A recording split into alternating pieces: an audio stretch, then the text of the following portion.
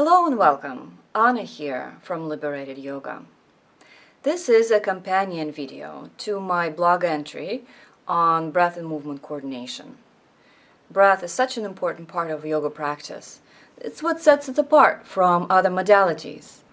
And the way we coordinate breath and movement together in specific ways can really enhance and deepen our practice. There are certain rules one must follow in order to get the most benefit. Every inhalation, if you think about it, is a microscopic back bend because it opens up the rib cage and allows for a greater extension of the upper back, the thoracic spine. That's why movements that bring limbs away from the body, like arm raises and back bends, are usually done on the inhale. Every exhalation is a little flexion for the spine. And so movements that bring limbs towards the body, forward folds, are usually done on the exhale.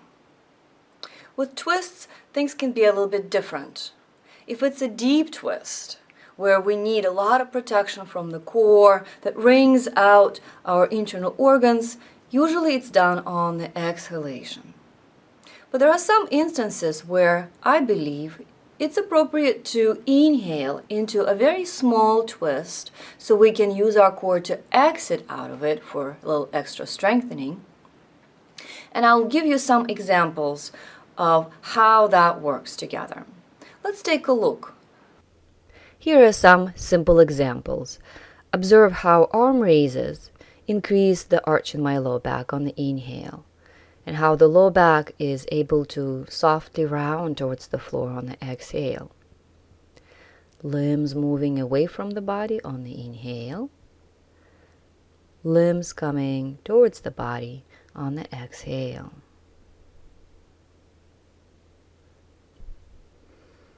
Same with the forward folds on the exhale, creating that even roundness through the spine. Many movements combine a back bend on the inhale, like the stable pose, with a flexion on the exhale in child's pose. Cat and cow is an excellent example of that. Inhaling as we arch, exhaling as we round. We follow the pattern of the breath.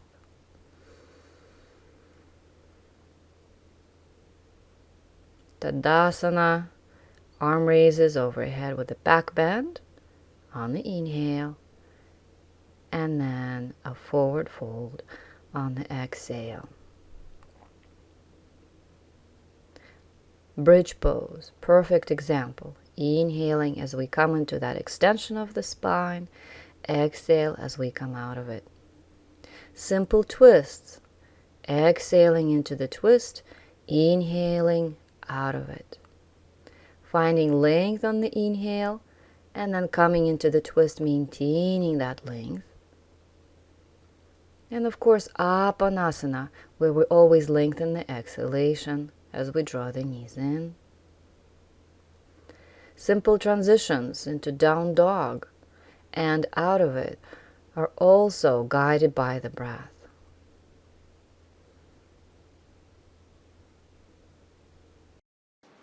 So in the beginning, if you follow this simple rule, you should be fine. As your practice matures, you begin to realize that certain energetic effects can be had during inhale and exhale. You can begin to customize and tailor your practice to whatever particular effect you want to achieve with it. Every inhalation, as it brings prana into the body, has a mild brahmana effect, or energizing and uplifting. Every exhale has a more langana effect, or a more relaxing, calming, and soothing. During certain seasons of the year, during the fall and winter months, for example, a Vata person, if you know a little bit about Ayurveda and the different constitution types of Vata, Pitta, and Kapha, a Vata person, for example, whose energy is already too light, too mobile, too energized, to the point of being almost frantic, would find too many arm raises in a yoga practice unbalancing. So in this case, since it is appropriate to exhale into any position. And this is really key to remember. You can do back bends on the exhale, arm raises on the exhale, anything you want on the exhale to slow yourself down and keep the Vata dosha pacified. So in a nutshell, you can inhale in place, exhale into a position wherever it is you're going, bridge pose or twist, inhale in place there, and then exhale out of it. Let me illustrate with a couple of examples. Here is a bridge pose where we inhale in place, exhale and recruiting our core, roll up vertebra by vertebra into bridge. Find neutral there as we inhale. And then on the exhale, vertebra by vertebra, imprinting softly through the spine, come back down, find our neutral, and inhale in place. I love this version of bridge. With the twists, as you exhale into the twist, finding the degree that works for you, inhale in place and exhale out of it is a great way to slow down. Speaking of twists, I already mentioned that some small range twists could be entered into on an inhale, so we can use our core with a zip up on the exhale to come out of it. As you can see, for example, in this reduced range twist, inhaling into small twists also helps keep the spine from collapsing when that is important when performing something challenging like this. One last thing to remember. When we are expecting to have a certain physical exertion performing a movement, such as a challenging arm balance or coming into a balancing pose where we need a little extra stability, it's usually best to do those on the exhale as well, because with the exhalation we're able to recruit our deep core muscles so much better.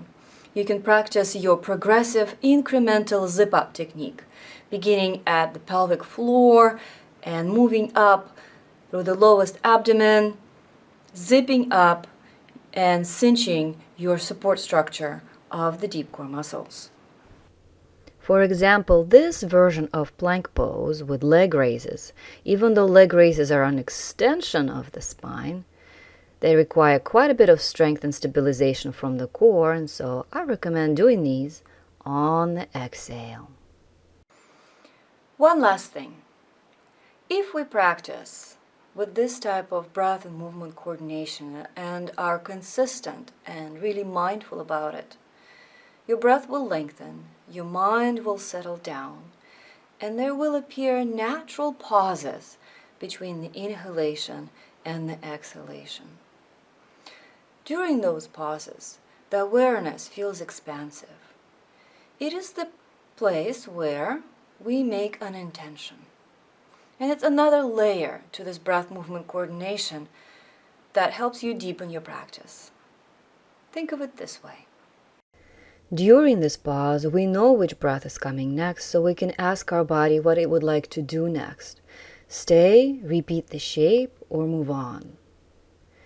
Then the inhale or exhale would begin, and then a nanosecond later, the movement.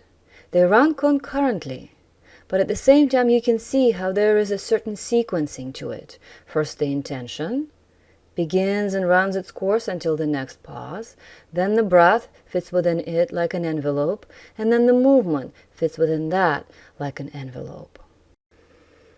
This way, over time, we can develop a highly intuitive practice where we react in real time to whatever effects and needs arise in the body as we move through the practice. When intention, breath, and movement are coordinated this way, our yoga practice can become highly meaningful and deep. I hope you found this video helpful. Please check out the blog for more information, and happy practicing. Namaste.